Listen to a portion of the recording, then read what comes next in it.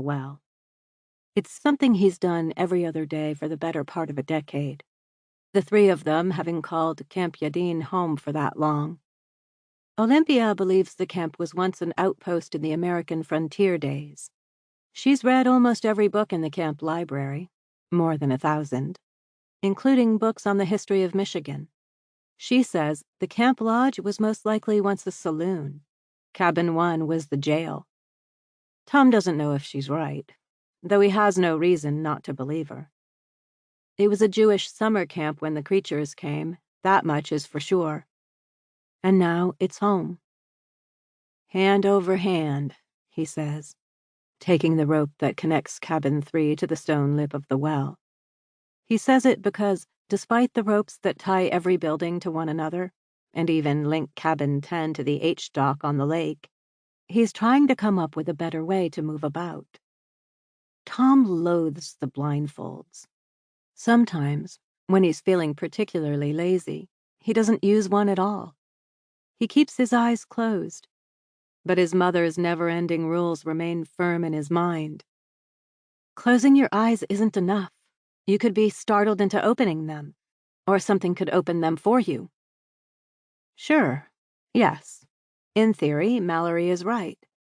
In theory, she usually is. But who wants to live in theory? Tom is 16 years old now. He was born into this world, and nothing's tried to open his eyes yet. Hand over hand. He's almost there. Malorie insists that he check the water before bringing it up.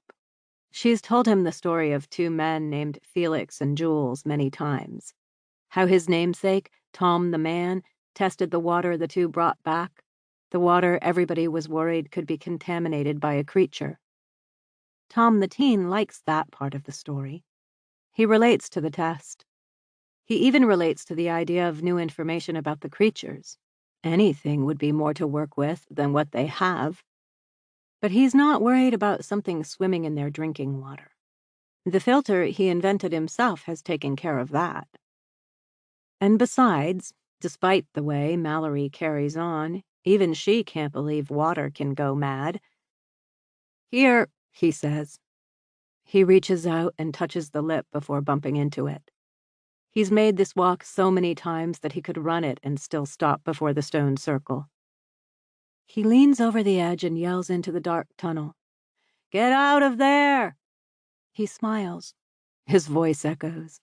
The sound is a rich one, and Tom likes to imagine it's someone else calling back up to him. For as lucky as they are to have chanced upon an abandoned summer camp with numerous buildings and amenities, life gets lonely out here. Tom is the best, he hollers, just to hear the echo. Nothing stirs in the water below, and Tom begins to bring the bucket up. It's a standard crank, made of steel, and he's repaired it more than once. He oils it regularly, too, as the camp giveth in all ways, a supply cellar in the main lodge that brought Malorie to tears 10 years ago. A pipeline that delivers water directly to us, Tom says, cranking. We could put it exactly where the rope is now. It passes through the existing filter. All we'd have to do is turn a dial and presto, clean water comes right to us. No more hand over hand on the rope.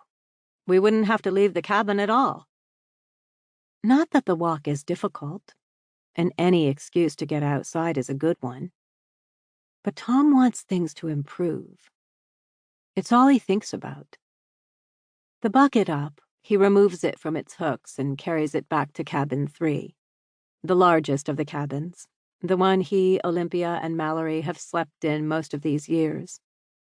Mom rules won't allow Tom or Olympia to sleep anywhere else, despite their growing needs, a rule that Tom has so far followed. Spend all day in another one if you need to, but we sleep together.